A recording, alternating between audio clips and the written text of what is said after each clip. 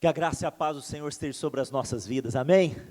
Que alegria estarmos mais uma vez aqui para servir vocês com aquilo que o Senhor tem colocado no nosso coração. Hoje pela manhã o Senhor ministrou o nosso coração esse desafio de arrancar das nossas vidas, de arrancar da igreja, obrigado irmã, de arrancar da igreja esse arpão tão maligno, tão terrível, que é o da traição, a fim de que nós possamos ser livres para amar, nos relacionar, ter comunhão, experimentar o poder da comunhão, como tem sido proposto nesta conferência, nesse retiro da Igreja Cristo Salva. Eu quero agradecer mais uma vez a oportunidade que os irmãos têm compartilhado para comigo, a fim de que através dessa oportunidade eu possa servi-los. Eu gostaria hoje, queridos, nessa noite, de ministrar uma palavra que se encontra em Filipenses capítulo 2. Eu mandei mais uma vez, Vilela, para o seu YouTube lá, para o seu WhatsApp, aliás, um link do Carta Escrita, mas eu não sei, né? Eu só tenho o seu, tenho o do Braz também, mandei para ele. Eu não sei se é por vocês que eu mando, né? Eu não tenho outro link, eu não tenho outras pessoas para mandar. Então depois, se alguém puder projetar, se não for possível projetar hoje, a gente deixa isso para amanhã, não tem problema, aí deixa arrumadinho, não tem problema. Mas eu mandei aí, a Ministério Carta Escrita, ele já há muitos anos, é um ministério constituído na nossa igreja, mas apenas com 18 anos da comunidade, que nós recebemos o desafio, a estruturação, a firmeza de gravarmos um CD. Nós não queríamos gravar um CD por gravar, nós tínhamos capacidade para isso, muitas canções já, mas nós queríamos algo que fosse direcionado, projetado pelo Senhor com propósito. E quando a igreja entrou, então, com seus 18 anos de existência, na sua maioridade, né, nós lançamos o primeiro CD, e esse primeiro CD foi um CD voltado para aquele desafio de que Oséias faz para a igreja, para todos nós, para o povo de Deus: vinde e voltemos ao Senhor.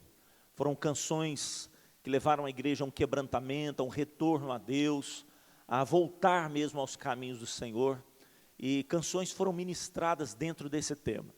A posteriori, houve um outro CD que nós lançamos, Encontrei os Teus Altares, uma canção baseada no Salmo 84, pardal encontrou casa, andorinha ninho para si, nós encontramos, Senhor, os Teus altares, Rei meu e Deus meu. E ali nós também lançamos esse CD, e nós temos percebido essa mudança, né, que tem ocorrido. A tecnologia tem levado as pessoas a não utilizar mais da mídia física. A mídia, ela é mais agora uma mídia apenas, como que nós podemos dizer, essa mídia interativa do WhatsApp e tal, como é que nós falamos? Mídias sociais mesmo, né? Mas aí, então, o que nós entendemos? Que, a partir desse momento, as canções deveriam ser filmadas e lançadas, né, para que as pessoas pudessem ser servidas daquilo que Deus tem trazido a esse ministério. Então, uma das canções que nós iríamos ministrar é uma dessas canções que foram filmadas. Foram 7 canções, elas têm sido lançadas paulatinamente, uma a uma. Nós estamos na segunda canção lançada, todas elas foram gravadas, 7 canções, mas só a segunda foi lançada. Agora eu queria passar uma delas, mas se não for possível, amanhã a gente tem essa oportunidade. Filipenses capítulo 2, a partir do verso 1, se você conseguiu aí, se alguém puder me dar um retorno, Luciana, amanhã, né? Deixa para amanhã. Tem jeito, você acha que tem como projetar? Então nós vamos só fazer a leitura aqui da passagem, e se tiver depois condição de projetar, depois da leitura a gente ouve a canção. Verso 1 diz o seguinte, do capítulo 2: se há, pois, irmãos, alguma exortação em Cristo, alguma consolação em amor, alguma comunhão do Espírito, completai, se há entranhados afetos e misericórdia, completai a minha alegria, de modo que penseis a mesma coisa, tenhais o mesmo amor, sejais unidos de alma, tendo o mesmo sentimento. Nada façais por partidarismo ou vanglória, mas por humildade, considerando cada um os outros superiores a si mesmos. Não tenha em vós, cada um, em vista o que é propriamente seu, senão cada qual o que é também dos outros. Aí ele faz um desafio tremendo a partir do verso 5, ele diz o seguinte: tende em vós o mesmo sentimento que houve também em Cristo Jesus, o qual, subsistindo em forma de Deus, não usou como usurpação ser igual a Deus, antes esvaziou-se de si mesmo, assumindo a forma de servo, e tornando-se em semelhança de homens, e reconhecido em figura humana, a si mesmo ele se humilhou, sendo obediente até a morte, e morte de cruz. Pelo que Deus o exaltou e lhe deu um nome que está acima de todo nome, para que ao nome de Jesus se dobre todo o joelho, nos céus, na terra e debaixo da terra, e toda língua confesse que Jesus Cristo é o Senhor, para a glória de Deus Pai. Você pode dar um aplauso bem forte a esse Deus poderoso, maravilhoso, tremendo, glorioso, Rei dos reis, Senhor dos senhores. Pai, diante da Tua palavra, nós nos prostramos, diante da Tua palavra, nós nos rendemos, e pedimos nesse instante, que através do Teu Espírito Santo, palavra ministrada, o Senhor fale aos nossos corações. Dê-nos nessa noite ouvidos para ouvir, olhos para ver, coração para receber tudo que o Senhor tem para as nossas vidas. Faça do nosso coração terra fértil, e toda semente ali lançada produza 30, 60, 100 por um. Repreendemos os corvos espirituais desse lugar, em nome de Jesus. Sejam espantados todos os corvos espirituais que tentam afetar a nossa atenção, tentam nos distrair, tentam, Senhor, oh meu Deus, retirar a semente da palavra das nossas vidas, que estejamos agora completamente conectados com aquilo que o Senhor quer ministrar, em nome de Jesus, amém. Se é possível, então, nós ouvirmos a canção. Essa canção fala da obra de Cristo, e tudo aquilo que Ele fez na cruz está consumado, está selado, não tem mais como o diabo roubar de nós o que Deus nos deu em Cristo Jesus. Quantos irmãos preparam lá, eu quero só trazer uma introdução aqui para nós não perdermos tempo. Então, quando o apóstolo Paulo escreve para a igreja de Filipos, vocês se lembram, ele tem um chamado de Deus para aquela região. Ele iria para outra região, na Ásia Menor, e Deus o impedia de ir até aquele lugar. Deu certo? Vamos lá. Ele foi impedido por Deus, não pelo diabo, por Deus, de ir para aquele lugar, para a Ásia Menor. E eles orando, até que Paulo tem um sonho. E nesse sonho há um macedônio. E esse macedônio vira para Paulo e fala assim: passa na Macedônia e ajuda-nos.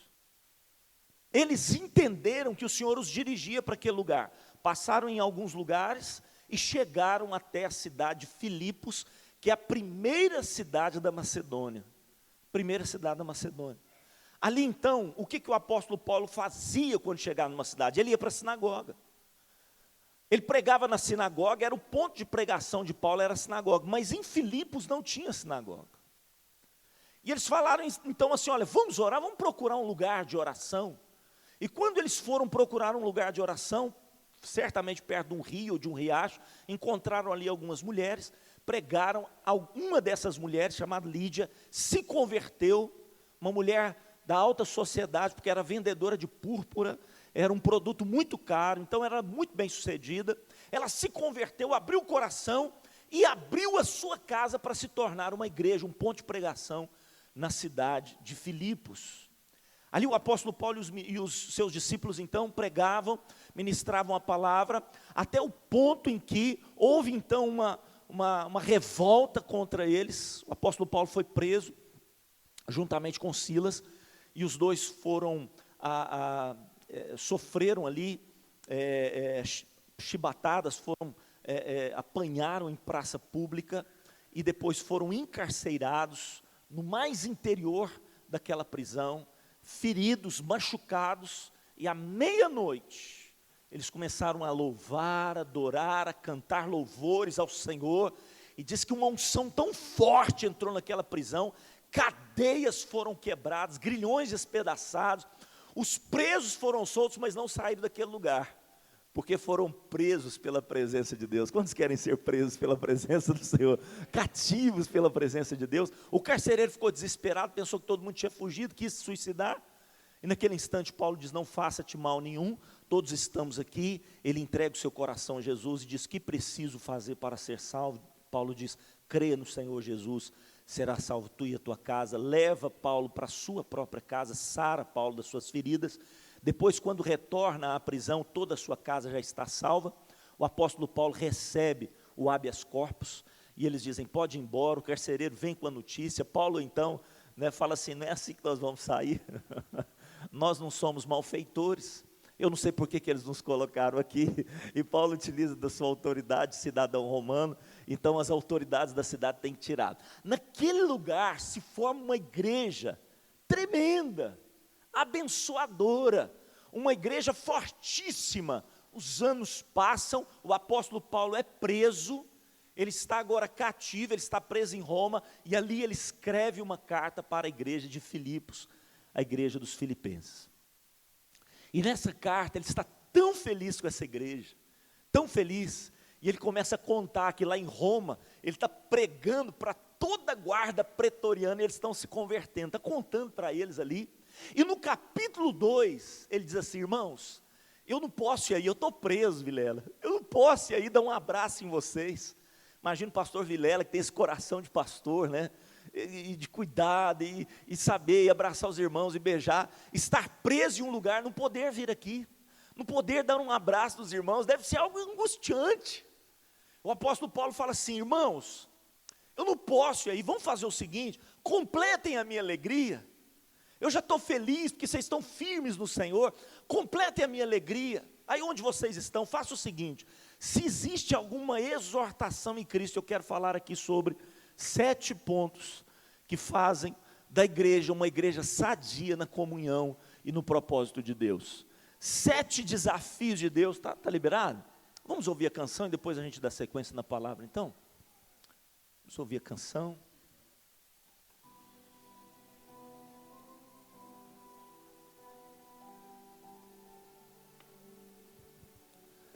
Se não for atrapalhar e desligar as luzes, fica mais visível, se for possível, senão não tem problema.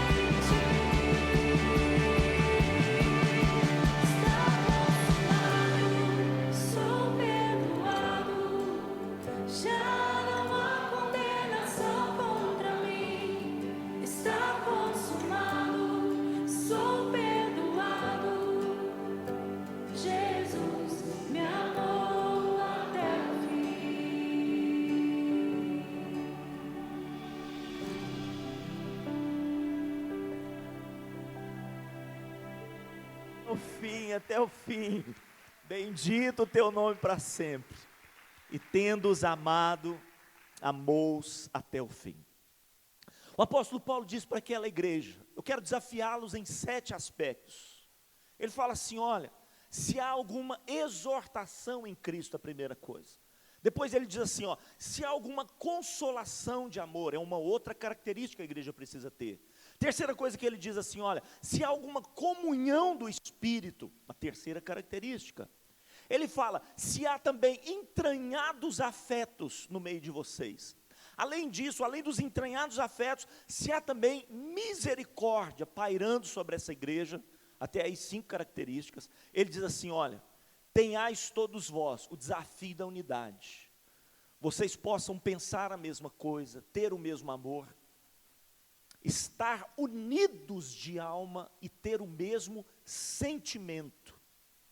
E nada façais por partidarismo, mas por humildade. Não façam nada por partidarismo ou vanglória, mas por humildade, considerando cada um os outros superiores a si mesmo. Não tem em vista cada um que é propriamente seu, senão cada qual também dos outros.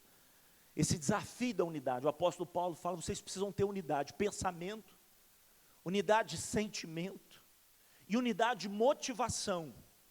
Diga comigo, eu preciso ser unido com meu irmão no pensamento, nos sentimentos e nas motivações. Então repita comigo, pensamentos, sentimentos e motivações. Então o apóstolo Paulo os desafia nesse aspecto da unidade. E por fim, ele fala, tende em vós o mesmo sentimento. Há uma tradução, se não sei se é a Nova Versão Internacional, que utiliza, tende em vós a mesma atitude.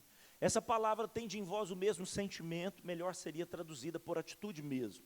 Porque está falando do aspecto prático desta ação de Cristo Jesus para conosco, que é o grande desafio que o apóstolo Paulo está dizendo, para que a igreja tenha também. Tende em vós o mesmo sentimento, ou melhor dizendo, a mesma atitude. Pratiquem vocês aquilo que Cristo praticou. Então nós temos o desafio da exortação em Cristo, nós temos o desafio da consolação em amor, nós temos o desafio da exortação, da comunhão do Espírito, nós temos o desafio dos entranhados afetos. Mexi aqui, meu Deus, acho que fui eu. Fiz arte, irmãos, vem cá ajudar. Temos o desafio dos entranhados afetos, temos o desafio da misericórdia, de usar uns para com os outros de misericórdia. Temos o desafio da unidade, praticar a unidade, pensamentos, de sentimentos e motivações. E por último, temos o desafio de termos a mesma atitude que Cristo Jesus teve para com cada um de nós. Eu quero então discorrer aqui de forma bem rápida, sucinta, por causa do nosso tempo, sobre esses 7 aspectos. Primeiro, exortação em Cristo. Essa palavra exortação, muitas vezes utilizamos ela de forma errônea, porque pensamos que exortar os irmãos é dar bronca nos irmãos. Ou nós precisamos ter muita exortação, nós vamos ter uma palavra de exortação hoje, nós vamos descer a lei. Mas a palavra exortação aqui, que é a palavra paraclesis, no original, essa palavra paraclesis, ela está relacionada a incentivar o irmão, a dar ao irmão fôlego para a caminhada, fortalecê-lo, renovar as suas forças. A palavra paraclesis é que vai dar a origem à palavra paráclitos ou paracletos, que significa aquele que nos ajuda, é a mesma palavra usada para o Espírito Santo, que é o ajudador, o consolador. Então é uma palavra que fala para nós gerarmos na vida do irmão ânimo, incentivo, desafiá-lo nas várias circunstâncias que ele tem atravessado. Isso porque o mundo tem lançado sobre a igreja muitas lutas, muitas dificuldades, muitos problemas, são muitas dores que nós enfrentamos, e as pessoas que estão lá fora precisam de um lugar onde encontrem incentivo, encontrem uma palavra de ânimo. As pessoas que vierem aqui para Cristo Salva, precisam entrar neste lugar e se sentir bem. Precisam entrar neste lugar e saírem bem melhor, transformadas, do que quando vieram para este lugar. E uma das coisas que faz com que isso aconteça, é que nós tenhamos nos nossos lábios, uma palavra de exortação, nesse sentido, de incentivo, de empolgar a pessoa, de dizer: não desista, o Senhor é contigo, ser forte e corajoso. Quando Deus falava com Josué, Ele estava exortando Josué para entrar na terra prometida, e fazer cumprir todas as promessas que Ele tinha feito a Moisés. Josué, não temas, não temas, todo lugar que pisar a planta do vosso pé, já vou-lo dei, já vou-lo tenho dado, não vou dar não, já dei. Você vai tomar posse dessa terra, em todo o seu comprimento, em toda a sua largura. Você levará os filhos de Israel a tomarem posse da sua herança. Então essa é a palavra que Deus quer trazer sobre a igreja. Precisamos ter uma palavra de ânimo, fortalecer uns aos outros, animar uns aos outros em Cristo Jesus. Dá um saculejo santo no irmão: bora, meu filho, levanta aí de onde você está. O apóstolo Paulo fala em Efésios: levanta, sacode a poeira, né? E aí o outro cantor diz: dá a volta por cima. Tá certo. Então o apóstolo Paulo fala: levanta-te, sacode-te do pó, resplandece. Nós precisamos disso, irmãos. Pessoas que animem uns aos outros. As pessoas têm que chegar na igreja, e se elas estiverem desanimadas, elas têm que sair animadas, fortalecidas, abençoadas. Deus quer fazer da sua vida um abençoador, um animador de vidas, um fortalecedor de pessoas, que nos seus lábios tem uma palavra de ânimo, de vitória, de incentivo. As pessoas às vezes chegam para nós e falam: não, mas eu não estou muito bem não, passando um problema sério de estômago. Ih, meu irmão, e eu da coluna, você precisa te ver, minha coluna não está prestando de jeito nenhum. O outro chega e fala assim: não, rapaz, eu estou com uma dor de ouvido esses dias, não estou aguentando mais nada. Irmão, só miséria, pelo amor de Deus. Então chegou e falou assim: nossa, eu estou com um problema no estômago. Vamos orar, irmãos. Vamos orar, porque Deus vai trazer cura, vai trazer restauração. Vamos orar. Vamos derramar um óleo aí nessa barriga sua, e vamos crer que Deus vai fazer um milagre. Nós precisamos ser homens e mulheres de fé, irmãos, amém? Homens e mulheres de fé. O apóstolo Paulo diz: precisa haver na igreja uma palavra de exortação, nesse sentido, paráclesis. Nós precisamos ter aqui na Cristo Salva homens e mulheres com palavras de exortação. Essa igreja, para se tornar uma igreja fortalecida na comunhão, ela precisa ser consoladora no amor de Deus, no ágape de Deus. A expressão certa é agape, né? Mas nós somos acostumados a falar ágape. Essa igreja precisa ser uma igreja consoladora, porque tem hora, irmãos, que não adianta só animar, tem hora que precisa chorar com a pessoa. Deixa a pessoa chorar e chora junto com ela. E no choro junto com ela, vai chorando e vai orando e vai intercedendo, porque o consolo de Deus vai ser derramado. Nós precisamos ser uma igreja que abraça no amor de Deus, que acolhe o ferido e o machucado, porque esse mundo está machucando muita gente, muita gente. As pessoas precisam encontrar na igreja um lugar de refúgio, de restauração da alma, de transformação da alma, que tem sido tão machucada, tão ferida. O ladrão da alegria está aí roubando a alegria das pessoas, matando, roubando, destruindo. Ele veio para retirar tudo aquilo que Deus quer entregar e dar às pessoas. Mas quando as pessoas entrarem nessa igreja, vão encontrar aqui um ambiente de amor. Um amor que cura, um amor que sara, um amor que consola as pessoas, consola as pessoas. Muitos virão chorando, mas essas lágrimas se transformarão em semente, uma grande colheita nessas vidas, se elas encontrarem aqui consoladores. Bate no ombro do seu irmão e fala: Deus te chama para ser um consolador, em nome de Jesus, consolador, consolador. Próximo desafio do 7, Terceiro já, vamos lá, próximo desafio. Essa igreja precisa ter comunhão no Espírito. Comunhão no Espírito. Irmão, só comunhão não basta. Só comunhão é simplesmente um ajuntamento. Só comunhão, muitas vezes até dá confusão. Só comunhão, muitas vezes dá briga. Alguém quer entrar na fila, o outro furou a fila, pegaram a minha carne, está aqui, né? E o meu lugar, esse lugar é eu que sento, e tal. E se tiver só comunhão, muitas vezes pode ter confusão também. Mas precisa ser comunhão do Espírito.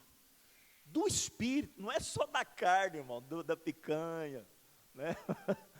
No filé e tal, não é só da carne. Precisa ter do Espírito. Comunhão do Espírito. Vamos ter uma comunhão. Vamos reunir em casa, vamos ter um tempo de oração juntos. Vamos estourar uma pipoca para a gente orar junto.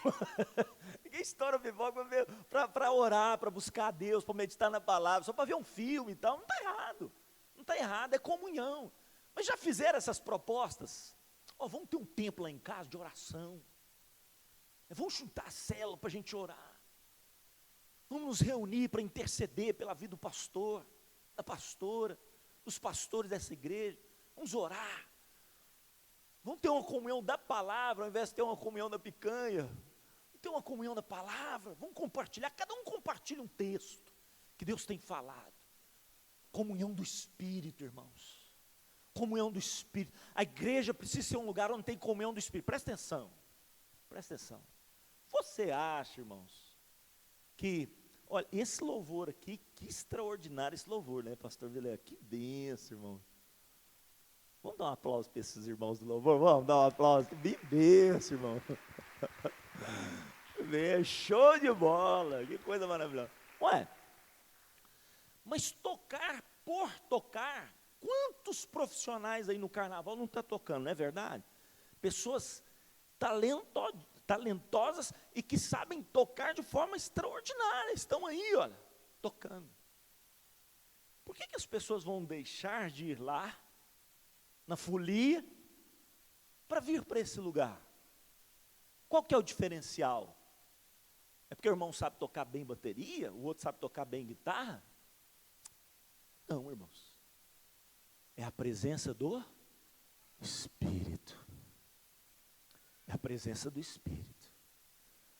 Onde o Espírito do Senhor está, cadeias são quebradas, grilhões são despedaçados. Há uma unção. O irmãozinho aqui pode tocar uma nota. Se o Espírito de Deus vier, acabou. Quantos estão entendendo o que eu estou falando? Pronto. A pessoa se quebranta, se lança aos pés do Senhor. Diga, comunhão precisa ser no Espírito. Quantos podem dar um aplauso a esse Espírito maravilhoso? Espírito Santo que está nesse lugar. Oh, bendito! Precioso! Espírito de Deus nesse lugar. Agora, ele fala assim, a igreja precisa ter também entranhados afetos. O que é entranhados afetos? Entranhados afetos é aquele sentimento tão forte que, se preciso for, você dá a sua vida pelo irmão. É isso. Entranhados afetos. É um sentimento tão forte que pode ser comparado ao sentimento da mãe pelo filho, do pai pelo filho. Já viram aquela reportagem que houve uma inundação, não sei onde foi, se foi aqui em São Paulo, onde foi, e que o riacho transformou-se num rio, e a criança caiu lá dentro, a mãe pulou em seguida para salvar o filho, pegou o filho e foi mexendo e tal, agarrou alguns arbustos que tinha na margem, salvou o filho, saiu das águas, e a reportagem virou para ela e falou assim, a senhora não teve medo e tal? Ela falou sim, eles falaram assim, olha, a senhora sabe nadar muito bem. Ela falou assim, meu filho, eu nunca entrei na água, eu não sei nadar. Como é que a senhora fez isso? Eu não sei como é que eu fiz, não fui eu me lancei, eu não pensei. entranhados afetos leva-nos a ter um sentimento tão forte por alguém que entregamos a nossa vida pela pessoa. João capítulo 3, verso 16, porque Deus o quê? Amou o mundo de tal maneira, é isso, de tal maneira, o que ele fez? Entregou o seu Filho unigênito, para quê? Para que todo aquele que nele crê não pereça, mas tenha a vida eterna, salvação. Aí 1 João capítulo 3, verso 16, o que fala lá? 1 João 3, 16, assim como ele nos amou, é isso mesmo que fala, irmãos? 1 João capítulo 3, verso 16, devemos amar também os nossos irmãos e dar as nossas vidas por eles. Deixa eu ver se me ajuda lá, vamos lá. Nisto conhecemos o que é o amor. Jesus Cristo deu a sua vida por nós, e devemos dar a nossa vida para os nossos irmãos. Isso é entranhar dos afetos, é um sentimento tão, irmãos, quando a igreja estiver nesse nível, não tem fofoca mais, como? Qual pai fica falando mal, qual pai que ama, a mãe que ama seu filho, que fica falando mal do filho? Muito pelo contrário, o filho pode ser um zero à esquerda, que ela está lá protegendo, ela pode falar mal dela para o filho dela. Se eu, então pronto, você não está aí xingar às vezes o filho, está repreendido, ela pode falar, ela pode dar as broncas, mas se alguém falar mal do filho, aí ela vira uma galinha choca, não, meu filho não. Assim são os entranhados afetos. Quando nós tivermos entranhados afetos, nós não aceitamos falar uns dos outros. Não fala mal dele não, meu irmão. Fala mal do meu irmão não. Acabou a fofoca. O que o diabo mais tem medo é do amor de Deus derramado na igreja do Senhor Jesus. Quando nós estivermos amando como Ele nos amou, irmãos, ninguém segura essa igreja. Diga comigo, entranhados afetos. Afetos que vêm das entranhas, que vêm de dentro, que vêm do coração. Paulo diz assim, olha, além dos entranhados afetos, precisa ter também misericórdia. Presta atenção no que é misericórdia. Uma igreja sadia é uma igreja que exerce misericórdia. Por quê? Porque até a volta do Senhor Jesus, nós somos falhos, irmãos. Nós não somos incorruptíveis. Nós somos falhos. Sabe por que nós precisamos perdoar e tolerar as pessoas e amá-las, suportá-las em amor? Porque amanhã ou depois é a nossa vez. E tudo que você plantar é isso que você vai colher. Ou você acha que você é perfeitinho, que você nunca erra com ninguém? Você não precisa de misericórdia. Bem-aventurados misericordiosos. Por quê? Porque eles alcançarão o quê? Misericórdia. Agora para e pensa. Por que eles alcançarão misericórdia? Porque eles também precisam de misericórdia. Mas quem vai alcançar misericórdia, pastor Carlinhos? Aqueles que exerceram misericórdia. Agora, uma coisa muito importante que nós precisamos entender, misericórdia, se você puder anotar isso aí, uma frase que Deus colocou no meu coração, escuta isso, misericórdia não é passividade com o pecado, mas compaixão para com o pecador. Então entenda muito bem isso, faça esse discernimento, que isso é importante. Misericórdia não é passividade com o pecado, mas é compaixão para com o pecador. Compaixão.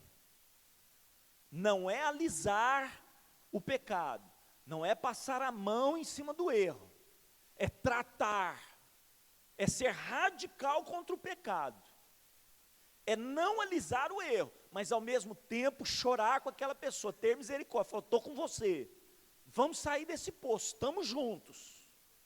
Lógico, irmãos, algumas pessoas não querem misericórdia, algumas pessoas já desistiram, fecharam o coração, mas que seja da parte delas, não da igreja. A igreja precisa exercer misericórdia. Existem pessoas que querem permanecer no erro, não estou falando dessas pessoas, estou falando de pessoas que querem ser curadas, restauradas, transformadas novamente, mas que caíram, às vezes caíram feio. Precisamos usar para com essas pessoas de misericórdia. Quantos estão entendendo o que eu estou falando? Misericórdia. Uma compaixão profunda com elas. O apóstolo Paulo disse, nós queremos ser uma igreja sadia, nós precisamos ter o exercício da misericórdia. Sexta e penúltima característica, precisa ser uma igreja unida. O apóstolo Paulo fala assim, unidade é fundamental. Se vocês não batalharem, não trabalharem, não lutarem pela comunhão, se vocês não se esforçarem por isso, vocês precisam se esforçar com tudo que vocês têm, pela unidade. Porque tudo que o diabo quer é uma igreja rachada, uma igreja dividida, uma igreja fragmentada. Uma igreja com brechas é uma igreja que tem divisão. A divisão é uma lacuna, é uma brecha. O pastor Vilela estava falando de uma experiência dele, e que Deus falava para ele assim, não deis lugar ao diabo, não deis lugar ao diabo. A igreja dá lugar ao diabo quando não batalha pela unidade. Unidade é fundamental. Tudo que o diabo quer é rachar a igreja, é dividir os irmãos, é separar as nossas vidas da comunhão. E o apóstolo Paulo fala assim, vocês precisam ter unidade, no mínimo em 3 níveis. Ele fala, vocês precisam ser unidos no sentimento, os sentimentos de vocês precisam ser um só, vocês precisam sentir a mesma coisa. E aí, irmãos, fala das emoções. E se há uma área na nossa vida que é problemática, é a área das emoções. Se nós somos machucados na área das emoções, nós ficamos melindrosos, cheios de mimimi. Nós precisamos abandonar o nosso sentimento e assumir o sentimento de Cristo em nossas vidas.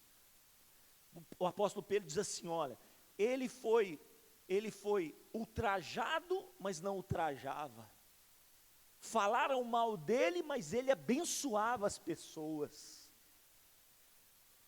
Enquanto estavam falando mal, ele abençoava as pessoas.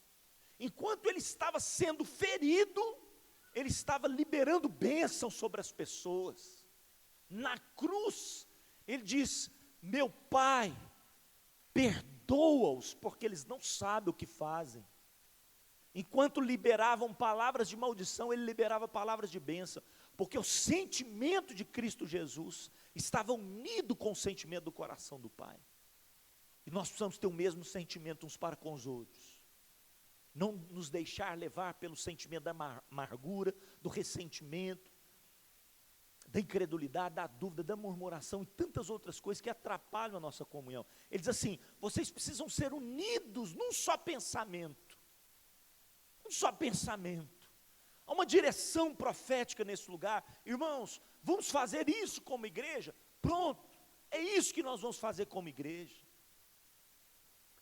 Tem irmãos que às vezes o pastor dá uma direção, ele já começa a murmurar, a reclamar, a falar mal, a discutir, a contradizer aquilo. Irmãos, você pode perguntar, me explica, pastor, como que é isso? E se eu tiver essa dificuldade, como que eu posso fazer? Isso, irmão, é saber, é entender as coisas. Ninguém está proibido de entender as coisas. Nós não somos um AI-5, então, pai, é assim, pronto, acabou. Não, não é assim que funciona. Mas ao mesmo tempo, irmãos, quantas vezes o pastor está direcionando algo, e tem que convencer as pessoas, ó, para ele convencer, meu Deus. O apóstolo Paulo fala assim, irmãos, para com essa meninice, vamos ter um só pensamento. É acampamento, estou lá, estou junto. Ah, mas vai ser lá na chácara, é lá na chácara, estou lá. É na igreja, estou lá. Vamos ser unidos, num só propósito. Vai ter uma vigília, vamos embora lá. Vai ter um jejum, é jejum. Para que ficar discutindo, brigando sobre esses detalhes? Então nós vamos ser unidos. E essa unidade nos fortalece. Um só pensamento, uma só mente. E por fim ele fala assim, vocês precisam ter uma só motivação. Na unidade nós precisamos ter uma motivação só. E qual que é a motivação? O que ele diz com a motivação? Não façam nada. Não façam, se é para fazer alguma coisa, não façam nada por partidarismo ou vanglória? Diga comigo, partidarismo, vanglória. Irmãos, duas coisas que rebentam com a igreja. Partidarismo e vanglória. Partidarismo. Estamos proibidos de realizar qualquer coisa que cause divisão. Se formos fazer alguma coisa que vai causar divisão, não faça. Não faça não. Não faça por partidarismo. É porque nós somos melhor, nós somos de Pedro. Mas nós somos de Paulo. E os outros mais espirituais, nós somos de Cristo. Irmão, se tiver isso, o diabo dá gargalhada. Não pode ser, a igreja não pode ser partidária, deixa isso para o mundo. A igreja não tem partido, porque já está errado, está partido. A igreja é um só corpo, amém, irmãos? Um só corpo. Diga, eu sou um com você, meu irmão. Fala para ele, sou um com você. Nós não podemos estar partidos. Então, tudo que nós fizermos que gerar partidarismo, esquece. Se isso aqui vai causar partidarismo, vamos deixar, vamos engavetar isso. Vamos engavetar. Vamos deixar isso para um próximo momento. Quantas coisas que eu desafiava a igreja, eu pensava assim, não é o momento ainda. Não é o momento. E aí eu engavetava. E se não é o momento, não é o momento de Deus, irmãos. Pode ser, a gente pode pensar que é o nosso momento, mas talvez não é o momento de Deus. Pastor, porque eu quero fazer isso, e todas as vezes que eu falo para o pastor Vilela, ele pede para eu esperar.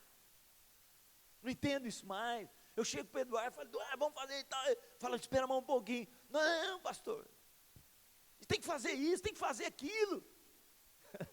Irmão, se vai causar divisão, engaveta esse negócio aí, em nome de Jesus. Espera o tempo de Deus. Espera o momento de Deus.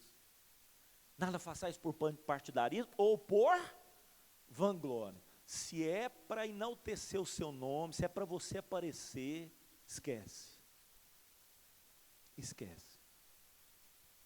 Se vai te projetar, esquece, irmão. Esquece. Para com isso.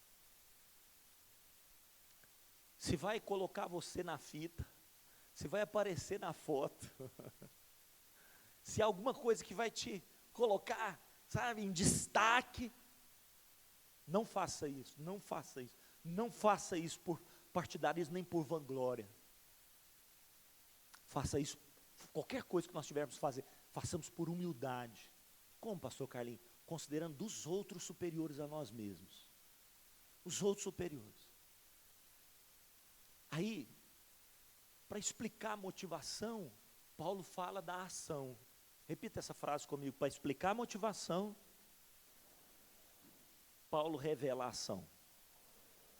As nossas ações são resultado das nossas motivações. Você pode repetir essa frase mais uma vez? Diga comigo, as nossas ações são resultado das nossas motivações. Aí ele fala assim, olha, vamos analisar Cristo Jesus. Vamos ver o que ele fez. Ele diz assim, olha, tende em vós o mesmo sentimento ou atitude que teve também Cristo Jesus, o qual, subsistindo em forma de Deus, a mesma essência de Deus, um com o Pai, plenitude de deidade, Cristo é Deus. Então, tendo tudo isso, a Bíblia diz assim, ó, ele não usou como usurpação o ser igual a Deus, ele não lançou mão desse direito. E quantas vezes na igreja, nós temos um cargozinho, irmãos, a pessoa fala assim, ó, você é o líder dos organizadores de cadeira, você é o comandante dos rodos aqui para limpar, certinho? Beleza, sou o comandante. Aí, querido, alguma pessoa faz alguma coisa, você já vai dar uma carteirada. Eu falei que não era assim que tinha que fazer, e tal. Eu dei essa ordem, e a gente fica dando carteirada. Ele não usou como usurpação ser igual a Deus. Se tinha alguém que podia dar carteirada, irmão, é Cristo Jesus, o nosso Senhor. Mas ele não fez isso. O que ele fez? Qual foi a atitude que ele tomou? Antes, a si mesmo se esvaziou. Ele fez duas coisas. Diga, ele se esvaziou e ele se humilhou. Ele fez duas coisas. Se esvaziou e se humilhou. Não espere a humilhação chegar até você. Porque o arrogante será humilhado, irmãos. O arrogante será humilhado. Uma hora a humilhação vai chegar. Não espere a humilhação chegar, se humilhe. Se nós tivermos uma vida de nos humilharmos, Deus nos exaltará. Jesus se esvaziou. Quantos querem ser cheios do Espírito Santo? Em nome de Jesus. Se você quer ser cheio do Espírito Santo, você precisa se esvaziar, meu amigo. Sabe por que muitas vezes o Espírito Santo não vem, derrama porção, dobrado, uma unção forte sobre a nossa vida? Nós estamos cheios de nós mesmos. Cheios de nós mesmos. Queremos o destaque. Olhamos para um palco como esse aqui, aí pensamos, poxa vida, olha lá, que destaque, que coisa fenomenal. Tomara que não dê microfone. Que coisa fenomenal. Aí você olha assim, você já fica imaginando, olha eu lá em cima, que púlpito legal e tal. E eu tocando, e eu cantando, e eu dançando. Aí você fica se pensando assim, ó, subindo. Irmãos, quantas vezes nós queremos isso? O destaque, a primazia. Que as pessoas nos vejam. E Jesus que estava no alto e sublime trono, ele pegou a sua coroa. O pessoal do louvor pode subir se quiser, por favor. Ele pegou a sua coroa de glória, de poder, de autoridade, de supremacia. Pegou a coroa e entregou para o Pai. Ele pegou o seu manto de realeza e foi se despojando, irmãos. Ele foi se despojando, ao ponto de ele permanecer nu dentro do ventre de uma mulher. Você sabe o que é isso para o Criador dos céus e da terra? O Criador do universo encontrar nu dentro do ventre de uma mulher. Ele se esvaziou, entrou dentro de uma mulher completamente nu, indefeso, irmãos. O Senhor dos exércitos, o Deus de todo poder e autoridade, se encontrou dentro do ventre de uma mulher totalmente indefeso. Quando Maria deu à luz, ele dependeu daquela mulher para ser amamentado, para ser coberto, para ser vestido. Sentiu frio por mim e por você. Cólicas, você acha que Jesus não sentiu cólicas intestinais, até o intestino dele resolver tudo lá, problema, né? Não, pastor, deve ter sido tudo perfeito. Que isso, irmão? Ele passou por tudo que nós passamos. Está lá aquele bebezinho chorando com cólicas. O Deus do universo sentiu cólicas por mim e por você. Ou você acha que Maria não tinha que trocar as fraldas dele? Você acha que Jesus não ia no banheiro, não, irmãos? Jesus, ele utilizou das suas partes íntimas para fazer as suas necessidades. O Rei da Glória. Ou você acha que ele não suava? Ou você acha que se ele não tomasse banho, ele não fedia? O Rei da Glória. O Rei da Glória. Ele passou por tudo isso por causa de mim e de você. Ele se esvaziou, irmão, se esvaziou. Ele se esvaziou. Ele vestiu vestes de quê, que diz o texto aí? Ele vestiu vestes de servo. Servo, hoje não sei quem foi que comentou comigo da toalha. Não sei quem, acho que foi alguma irmã que comentou, né? Sandra, a pastora, sobre aquela toalha dele vestir. Aquilo era a veste de servo. Sabe por quê, irmãos? Todos entraram naquele lugar, naquele cenáculo, e o servo pegava a bacia e a toalha para lavar os pés das pessoas. Era costume, era cultura. Quando as pessoas alugavam um lugar, ou aquele lugar era cedido, uma das pessoas tomava a frente disso. Era talvez o mais novo, o discípulo mais novo, o mais humilde que tinha que fazer isso. E aí eles sentavam na mesa, tinha uma ordem para sentar na mesa, do mais importante ao mais simples. E todo mundo, irmãos, queria ficar do lado de Jesus. Lembra de Tiago e de João? Lembra de Tiago e João? Sim ou não? O que a mãe pediu? Senhor, coloca um aonde? Um à tua direita e outro para a esquerda, para não sobrar para mais ninguém. É isso que nós queremos, irmão. Mas ninguém quer ir lá pegar a toalha. Ninguém quer ir lá pegar a toalha. A gente vem para um acampamento como esse aqui, todo mundo quer ser o primeiro da fila para pegar comida, irmãos. Ninguém quer ficar no final da fila. Ninguém quer perguntar para as outras pessoas, o que eu preciso fazer para te ajudar? Aquela pessoa que tem uma tarefa, vai lá, faz a tarefa, pronto, ninguém me enche as paciências mais não, que eu já fiz o que eu tinha que fazer. Nós somos assim, irmãos. Ninguém me enche as paciências mais não, que eu já fiz o que eu tinha que fazer, agora eu vou aproveitar. Nós não temos esse sentimento de pegar a toalha. Jesus olhou para um lado, olhou para o outro, ninguém se mexia. Porque o Pedro devia olhar para o Tiago e falar assim, e aí, Tiago, não vai fazer nada não? O Tiago falou, eu não. O Tiago virava para Bartolomeu e falava, Bartolomeu, vamos lá, ué. Não, eu não. Aí Jesus, irmão, Jesus se levantou, que vergonha, sim ou não? Que vergonha, que vergonha. Aí Jesus pegou, quando Jesus pegou aquela toalha, irmão, cingiu aquela toalha como escravo, e se ajoelhou para lavar os pés, Pedro falou assim, não, basta. Aí o senhor está humilhando. Eu não mereço que o senhor lave os meus pés. Pedro, se eu não lavar os seus pés, você não tem parte comigo. Pode lavar, pode lavar, lava o corpo todo.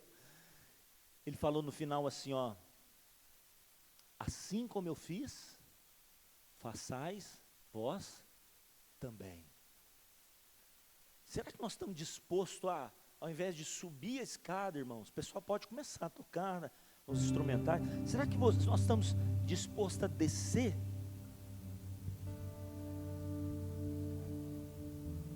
Será que nós estamos dispostos a descer, a não sermos mais percebidos,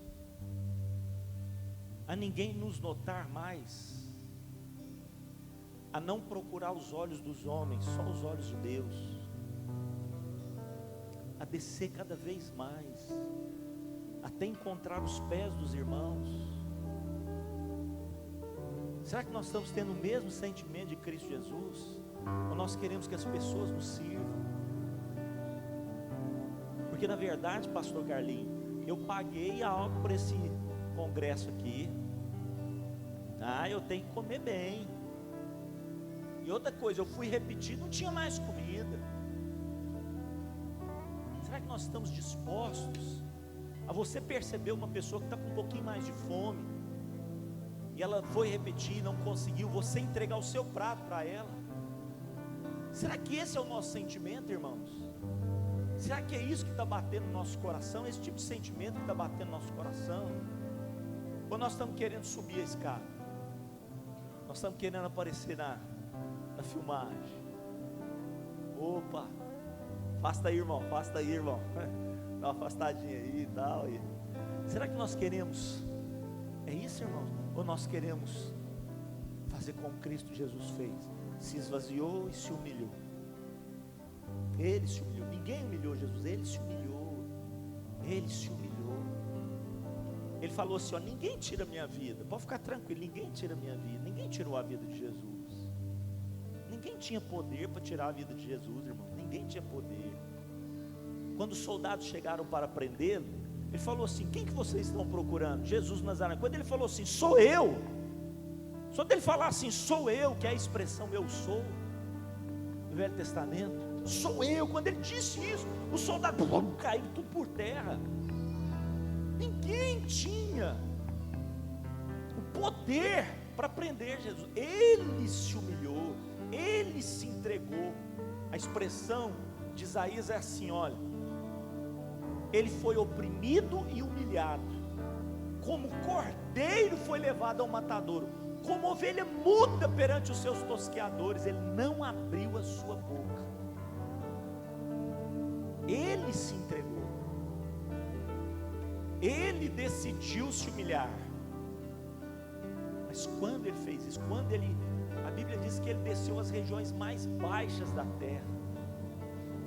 Ele foi oprimido, humilhado, desprezado, ele foi rejeitado por Deus. Ele desceu às regiões mais ínfimas da terra.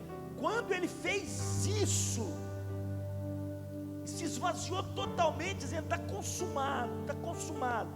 E diga assim: falta uma coisa, Pai, agora o meu espírito, só resta o meu espírito aqui, toma, eu entrego nas suas mãos. E a última coisa que ele tinha era o fôlego de vida. Ele morreu completamente vazio, irmãos, totalmente vazio, porque ele não só se humilhou, como ele se esvaziou, esvaziou. Mas quantos de nós estamos querendo nos encher com balões, crentes balões, todo mundo vê, mas está oco por dentro, cheio de crente balão.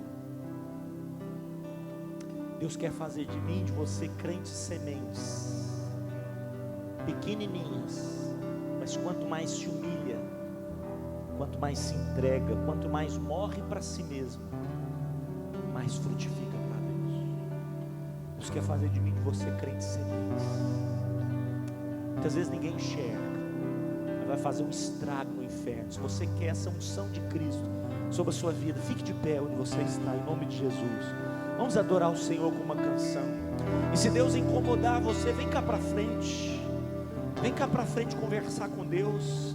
Vem cá para frente dizer para o Espírito Santo: eu preciso mais de Ti, preciso mais da Tua presença, preciso mais da Tua unção. Se você quer se esvaziar para que Ele te encha, vem cá para frente, vem cá. Vamos permitir Deus encher a nossa vida, porque quando Cristo se esvaziou, a Bíblia diz: pelo que Deus o exaltou. É Deus que nos exalta, é Deus que nos exalta. Pelo que Deus o exaltou, Ele deu um nome que está acima de todo nome, para que ao nome de Jesus se dobre todo o joelho dos céus, na terra e debaixo da terra, e toda língua confesse que Jesus Cristo é o Senhor, para a glória de Deus Pai. Deixa Deus te exaltar, deixa Deus te levantar, mas tenha atitude de se esvaziar. Vamos adorar ao Senhor com uma canção nessa noite.